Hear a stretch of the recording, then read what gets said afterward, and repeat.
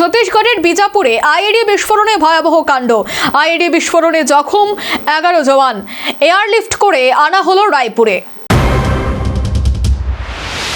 একের পর এক ছটি আইইডি বিস্ফোরণ।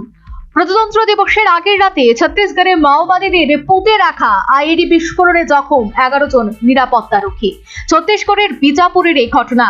সর্বভারতীয় সংবাদ মাধ্যমের প্রতিবেদন অনুযায়ী মাওবাদী সশস্ত্র শাখা পিপলস লিবারেশন গেরিলা আর্মির একটি ব্যাটালিয়ন পাহাড়ে লুকিয়ে আছে বলে খবর ছিল পুলিশের কাছে। তবে এই বিস্ফোরণের পেছনে তাদেরই হাত আছে কিনা তা এখনো স্পষ্ট নয়।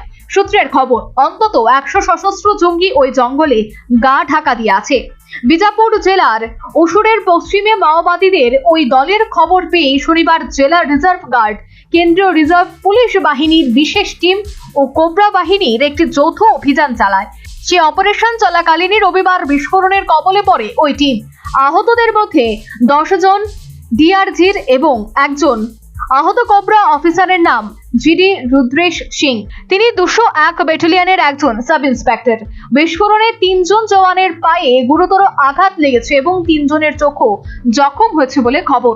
পুলিশ সূত্রের খবর, নিরাপত্তা রক্ষীরা বিজাপুরের কারেগুট্টা পাহাড়ে রবিবার মাওবাদীদের বিরুদ্ধে তল্লাশি অভিযানে গিয়েছিলেন ডিস্ট্রিক্ট রিজার্ভ গার্ড এবং কোবরা ব্যাটালিয়নের সদস্যরা।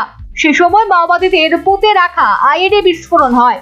গুরুতর জখম হন ডিস্ট্রিক্ট রিজার্ভ গার্ডের 10 জন এবং সিআরপিএফ এর কোবরা ব্যাটালিয়নের একজন। বিথিন সরকারের রিপোর্ট, নিউজ ভ্যানগার্ড।